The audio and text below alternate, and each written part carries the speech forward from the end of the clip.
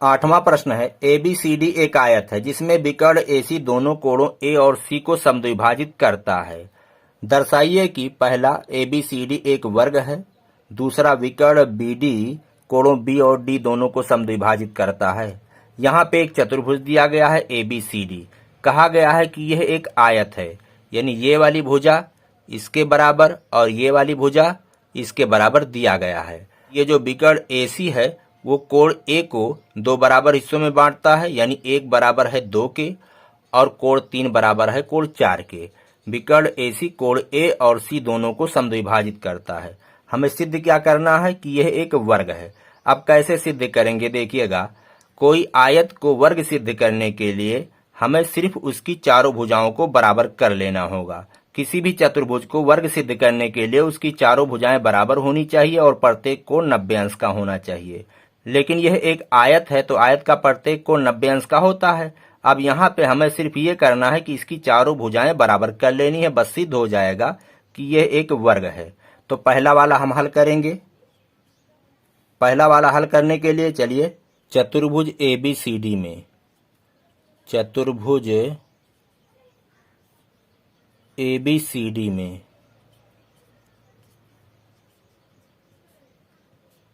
पहले से इसने दे रखा है कि यह एक आयत है तो इसकी सम्मुख भुजाएं बराबर हैं। AB बराबर है DC के और AD बराबर है BC के। इसको हम समीकरण 1 मान लें। ये दोनों कैसे बराबर हैं? आयत की सम्मुख भुजा, आयत की सम्मुख भुजा, सम्मुख भुजा यह एक आयत है और आयत की सम्मुख भुजाएं बराबर होती हैं। तो ये भुजा इसके बराबर, ये वाली भुजा इसके बराबर, और हमें सिद्ध क्या करना है कि चारों भुजाएं बराबर हैं। तो चारों भुजाएं बराबर सिद्ध करने के लिए हमें कोई दो संलग्न भुजा भी बराबर कर लेना है, फिर समीकरण 1 से तुलना कर देंगे, बस सिद्ध हो जाएगा। तो चलिए ये वाला त्रिभुज इसके सर्वांगसम कर लें, बस संलग्न भुजा ये भुजा इसके बराबर हो जाएगी, ये वाली इसके बराबर हो जाएगी, बस सिद्ध हो जाएगा कि इसकी चारों भुजाएं बराबर हैं। और अगर चारों भुजाएं बराबर हैं तो यह एक वर्ग है। त्रिभुज ABC व त्रिभुज ADC में कोण 1 बराबर कोण 2 दिया गया है, कोण 3 बराबर है कोण 4 के, ये दोनों दिया है।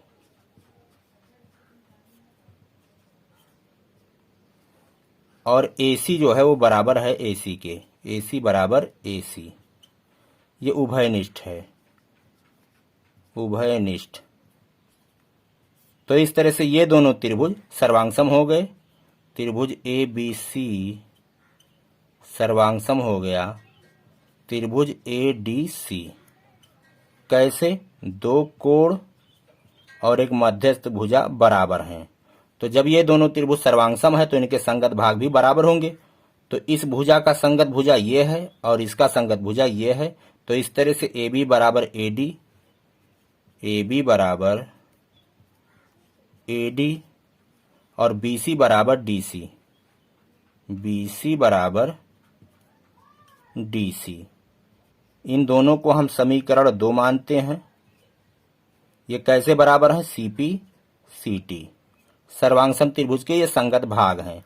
अब समीकरण 1 व 2 से, समीकरण 1 व 2 से ये भुजा इसके बराबर, ये भुजा इसके बराबर यहाँ पे, और ये वाली भुजा इसके बराबर, ये वाली भुजा इसके बराबर यहाँ पे है। तो इस तरह से चारों भुजाएं आपस में बराबर हो गई। AB बराबर BC बराबर DC बराबर AD। और जब चारों भुजाएं बराबर हो गईं, ये एक आयत था तो प्रत्येक कोण 90 अंश का था, और चारों भुजाएं बराबर हैं, प्रत्येक कोण 90 अंश का है। तो इसका मतलब क्या हुआ कि यह एक वर्ग है। अतः ABCD एक वर्ग है, एक वर्ग है। तो पहला वाला सिद्ध हो गया। अब आइए दूसरा वाला हम सिद्ध करते हैं।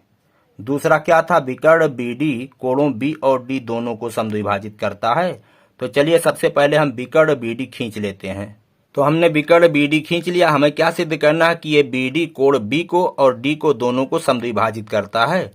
तो चलिए हम इस कोण को मान लेते हैं 5 और इसको मानते हैं 6, इस कोण को मान लेते हैं 7 और इस कोण को मान लेते हैं 8।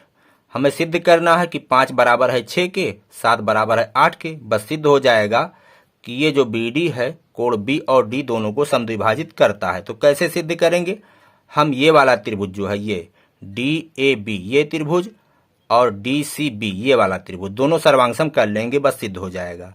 तो चलिए त्रिभुज ADB व त्रिभुज CDB में, अब इन दोनों त्रिभुज में देखिए BD तो उभयनिष्ठ है, BD बराबर है BD के उभयनिष्ठ,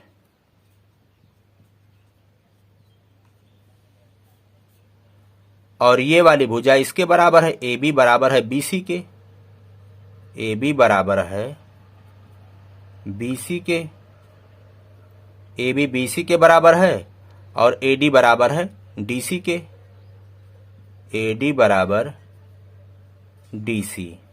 ये दोनों अभी अभी हम यहाँ ऊपर सिद्ध किए हैं, ऊपर सिद्ध है। ये एक वर्ग है तो चारों भुजाएं बराबर हैं। तो इस तरह से ये त्रिभुज सर्वांगसम हो गए। त्रिभुज ADB सर्वांगसम हो गया त्रिभुज CDB। कैसे सर्वांगसम है, तीनों भुजाएं आपस में बराबर हैं, तो इस तरह से इनके संगत भाग भी बराबर होंगे। तो कोण 5 का संगत है कोण 6, कोण 7 का संगत है कोण 8। कोण 5 बराबर कोण 6, कोण 7 बराबर कोण 8। ये कैसे, CPCT सर्वांगसम त्रिभुज के संगत भाग हैं। तो ये कोण इसके बराबर, ये कोण इसके बराबर, इसका मतलब BD जो है कोण B और D को समद्विभाजित करता है। तो यहाँ पे लिखेंगे अतः BD कोण B व कोण D को समद्विभाजित करता है, समद्विभाजित